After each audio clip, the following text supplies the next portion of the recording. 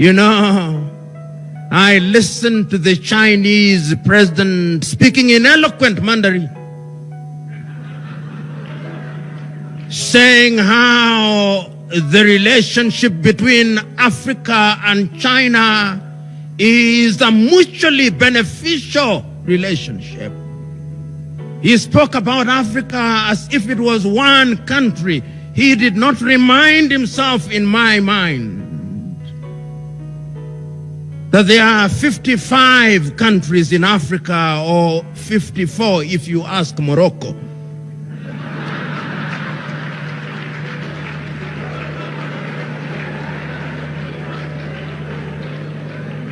And I listened to the Chinese president specifically mentioning the Gambia and a few other, and Sao Tome and Principe, that they were welcomed back to the world because they had renounced their relationship with Taiwan and they had now recognized the one China policy. Do I say this because there is anything wrong with China? No. I'm saying this because the Chinese are providing leadership for their people.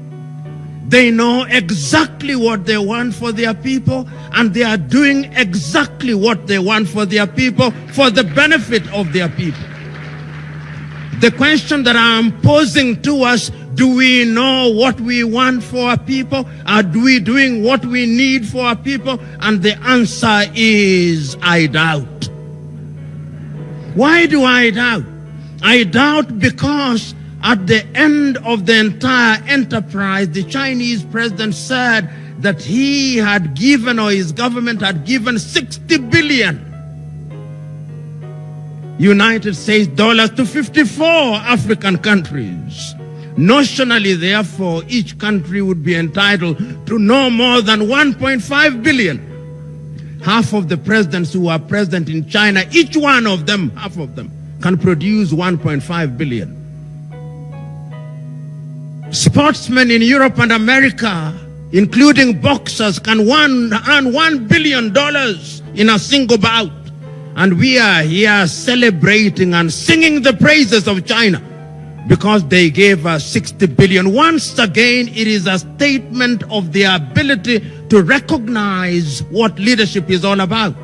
I'm submitting to us that when we interact with people like the Chinese, there is something to learn from them. We may condemn them at forums such as this, but there is wisdom in asking ourselves, how is it that this country, which about 30 years ago could not feed half our population, has in 30 years during our lifetime succeeded in pulling up nearly 800 million people out of poverty? How is it that every road that is now being built in Africa, whether the road is in Benin or in Nairobi, Kenya, or in Johannesburg, South Africa, or in Kigali, in Rwanda, or the Democratic Republic of Congo, there is a Chinese firm whose name I cannot pronounce as the contractor for that firm? How is it? How is it that China, which about 30 years ago did not produce a mobile phone, today out of every 10 mobile phones, we are using 6 which are from China? If it is not Techno, it is some other phone. If we are not inviting Jack Ma, we are inviting another Chinese, because we have seen that they have the ability to organize their affairs. Some of us, particularly those of us who are in the middle class, our pride is that our child is learning Mandarin as a second language, not isiZulu, Mandarin. I fear, Bishop, that in the next few years, when they bring their children for baptism, and you ask them, how do you name this child? They'll say, Deng Xiaoping Simfiwa.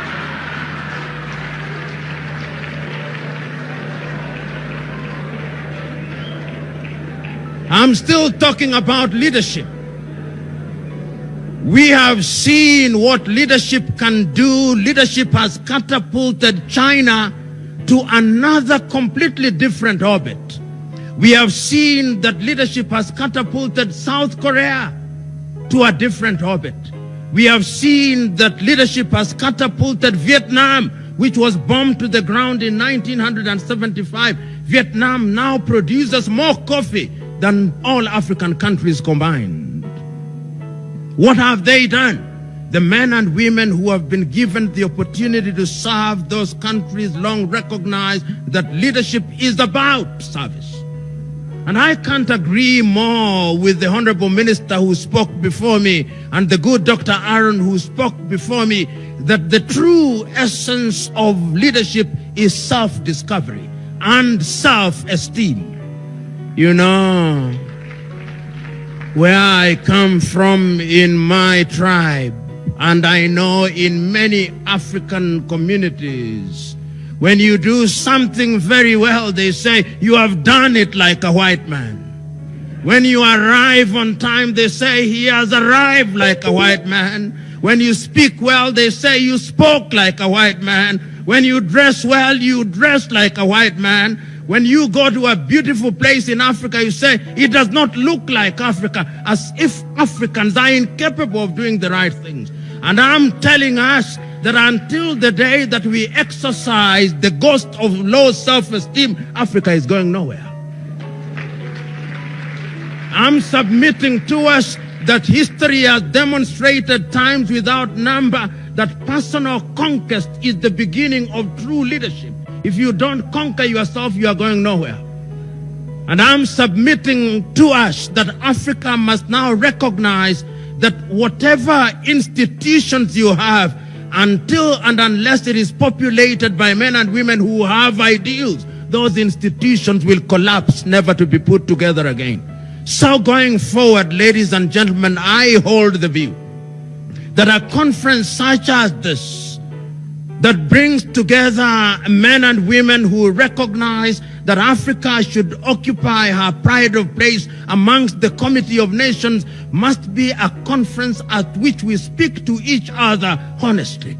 I think we Africans have been too kind to each other for too long. The time has come that we must annoy each other. It is only when we have annoyed you sufficiently that we can canalize that anger, and that anger can then be used to move mountains. And my joy is that Africa is not sleeping. My joy is that Africans are now beginning to wake up to the reality that we have not only the intellectual wherewithal, but that we have the resources to make our countries grow and grow in the proper direction.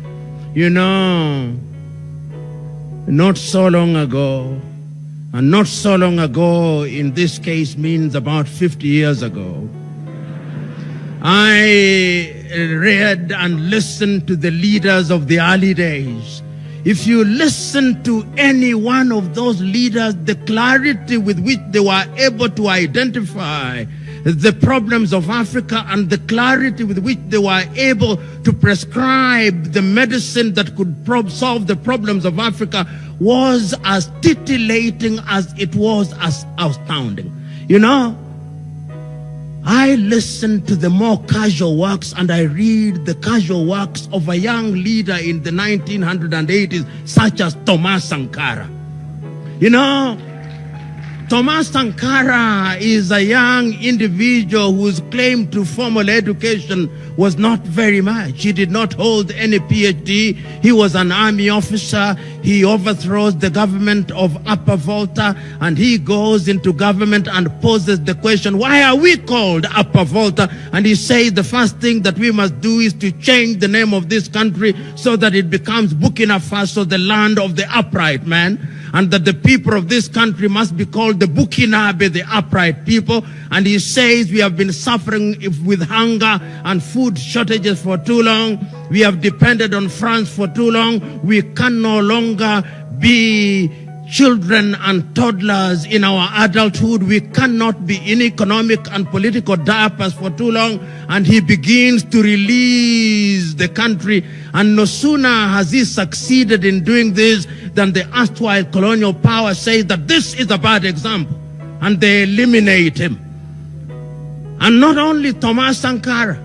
I remember the man for whom I am named in 1961, Patrice Emery Lumumba, only aged 36, and he recognizes, and on that day of independence, not being scheduled to speak, he speaks nevertheless, and he says how happy he is that the history of the Congolese will be written by the Congolese, and they take him away. I listened to Ghana's Kwame Nkrumah saying that Africa cannot be free unless the whole of it is free. I look at the casual works of Bantu Stephen Biko.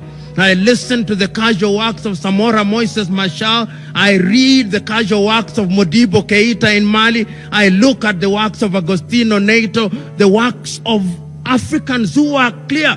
And those of you who are alive, then you could see that the indices of development in Africa were moving up north.